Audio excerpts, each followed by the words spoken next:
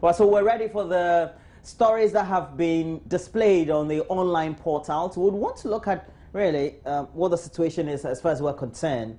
On this very site, myjoyonline.com, you get to see that we have some doctors defying the GMA strike, and many of them actually trying to make sure that they return to base, that is the various health facilities you're working and tend to a lot more patients. But just by the close of the news day yesterday, we had a lot more statements coming from the various regional chapters of the GMA telling their members that please make sure that you adhere to our directive to be on strike. And so we'll see what the reaction would be in the next few hours. But another story also on the page is looking at the Muslim Council's joining calls for an end to the GNA strike.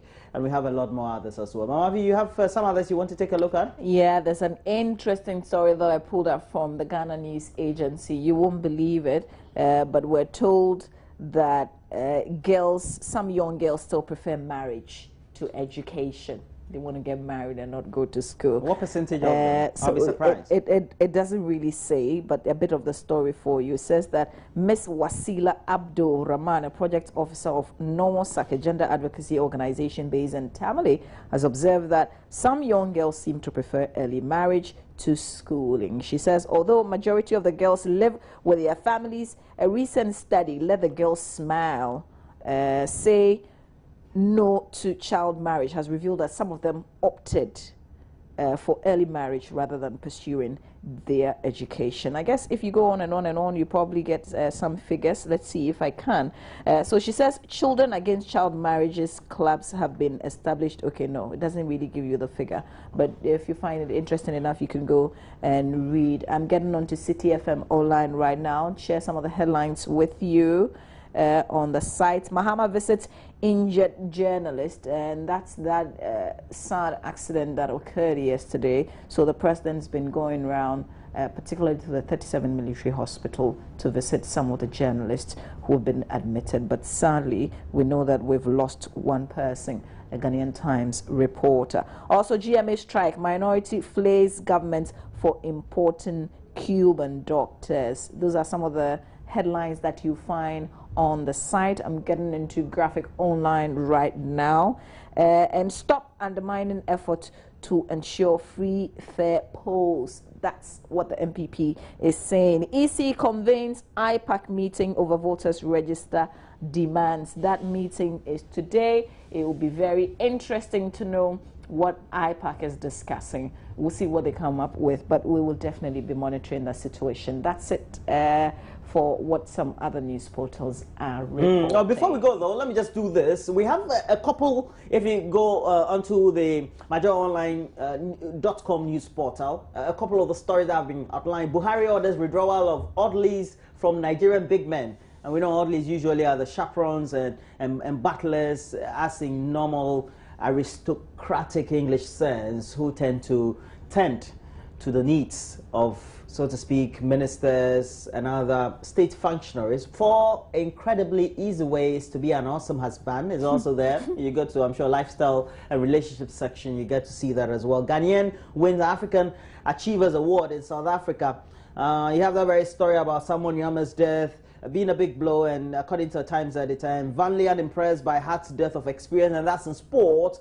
It's official, Yakubu Mohammed pens a 3-year deal with Raja, and Raja Casablanca is in Morocco. And bloated register, Ketu Sound electoral figures, a drop in the ocean, Fifi Kwete. That's a sarcastic, really, attribution. Comment attributed to Fifi Kwete. But we have this one we have to look at before we take a wrap for this very segment. We have NIC tax force crackdown on commercial property without insurance in Kumasi. And also Lakeside Estate wins case against Teshi Land, as well as the last tools. ADB set to resume sales of shares after, and Stanchart confirms cutting credit to businesses. Meanwhile, on the subject of business as well, we're concluding with Vodafone being the highest in speech quality. I'm a Vodafone customer, so I have no comment about that. But you never know. A lot of things may happen in the future as well. But that'll be it. Mamavi, very interesting issues about how social media has taken over mainstream news. And we're talking particularly about well, the effort have been made to make sure we get the news first. But sometimes you get to see that this also has been carried over by the mainstream media. I'm talking about the pictures that emerge following the accidents and sometimes portrayals of which pictures you need to show or give friends or that you need to trend. Yeah, but think about it. Who got those pictures first? I mean, who started the circulation?